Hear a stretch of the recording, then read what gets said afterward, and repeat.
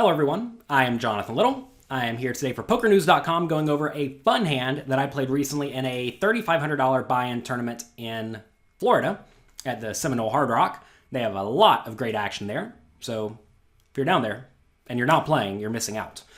Here, I get ace-9 offsuit with about a 75 big blind stack in the cutoff seat, and I like to raise it to 750, which is perfectly fine and standard. You may want to fold ace-8, ace-7, and ace-6 offsuit if the players yet to act are all really good, but that's not the case here. So I do make it 2.5 big blinds. I could maybe go a little bit bigger.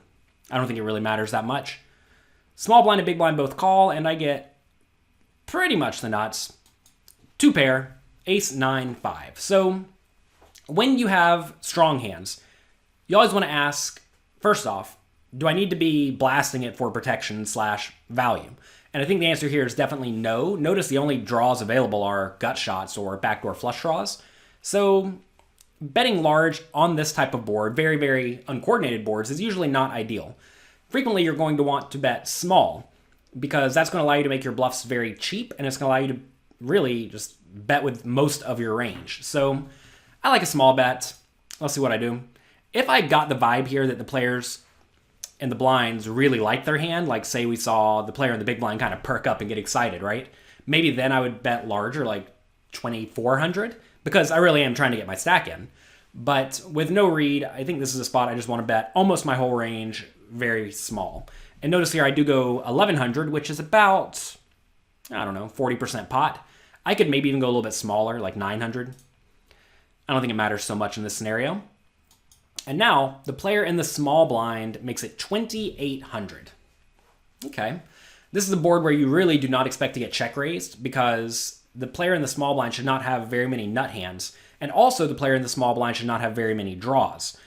And for that reason, if the player is check raising and they're trying to be anywhere near balanced and competent, they need to have either very strong made hands like ace-5 or better, or they need to have draws, and only the real draws available are 8-7, 8-6, and 7-6, and a lot of players don't call those from the small blind to start with unless they're suited.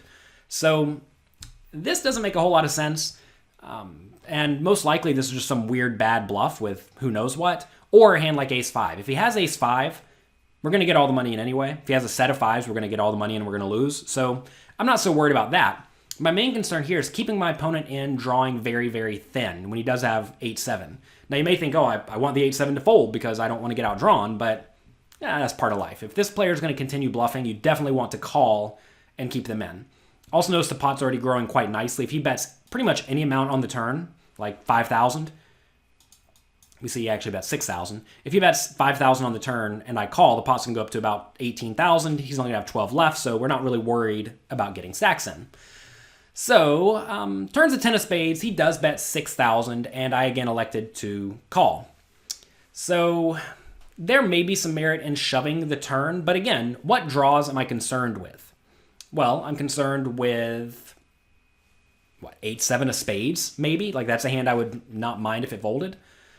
It's tough to actually say. Also, it's tough to know if the opponent is going to continue bluffing on the river if he misses. If we think the opponent is only going to bet the turn with his bluffs and draw, or going to bet the turn with his bluffs and made hands, but then primarily only bet the river with his made hands and not continue bluffing, well then I might as well just go ahead and shove the turn because that takes away the equity from his bluffs, right? That said, the players at the Hard Rock in Florida really love bluffing on all streets. They're not afraid. So I'm a very big fan of calling in this scenario, keeping my opponent in with all of his junk and going to the river. I do understand there are some bad cards for me, like a spade is particularly bad, a jack is particularly bad, maybe an 8, 7, or 6 are particularly bad. But even then, while those cards are bad, they're not all bad, right? Because we could very easily be against a hand like ace-4 that just doesn't know what it's doing. Or say we are against 8-6 and the river's a 6, well, that's not a bad card anymore, right? And then we only needed to fade the 7. So this is a spot where, yes, there are a lot of bad cards on the river, but I don't need to be concerned about all of them. And there are so many bad cards that are not actually bad for me to the point where I think it's perfectly fine to continue slow playing. River's a jack of spades, not what we wanted to see. Now we lose to ace-jack. That is certainly a hand that may check raise for value on the flop. We also lose to, what else? The spades, right? The backdoor spades came in. Say he did have 8-6 of spades. That's a hand that certainly makes sense to play this way. Assuming you decide to call from the small blind, which may or may not be true. So this is a pretty bad river. The question is, though, getting 3-1 pot odds, I need to win 25% of the time or so. Can I justify folding? And I think the answer is absolutely not. I've played this hand in a manner that induces bluffs. Hopefully, we've induced bluffs. Therefore, we have an easy call. Do not fall into the habit of thinking, oh man, my opponent bet 3 times, I guess I have to fold.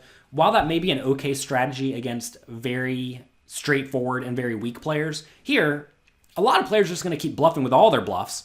And also, a lot of players will keep bluffing or value betting with stuff like ace-5. Also notice 8-7 got there. Yeah, this is one of the bad rivers, like I said. Jack's pretty bad. Anyway, I'm going to call. I already know I'm going to call. Also, notice I had 2,400 behind. Maybe I want to shove that some portion of the time, but in this scenario, this is definitely not a shove. You want to call and conserve the chips in case you are beat, because I am going to be beat here a decent amount of the time. I definitely don't think I'm loving the call. I'm probably good like 30 or 40% of the time in this spot. And you may think, oh, only 30 or 40%? Yeah, but pot odds are a real thing. They do come into account. And in this scenario, we need to be good about 26% of the time, and I'm certainly going to be good that often, especially if I think my opponent is bluffing some portion of the time. And as we see, he actually had king-queen, so he needed to get 2 runners, perfect, jack-10, king-king, or queen-queen to beat me. And this time he got me. Sometimes that's going to happen. When that does happen, people think, oh man, I should have raised the flop or re-raised the flop or raised the turn, but that's not true. Don't fall into the habit of thinking that. Here, we played this hand great, and we just got unlucky. Sometimes, when you slow play, your opponents are going to get there with their 5 or 10% equity, or even 30% equity, and you're going to lose. And that is part of the game. Do not make you think that you have screwed up for some reason. So that's going to be it for this hand. If you all enjoyed these hands at PokerNews.com, let the people at Poker News know. Also, feel free to follow me on Twitter at Jonathan Little and let me know any comments, critiques, complaints, whatever. I'm happy to hear them. And good luck in your games.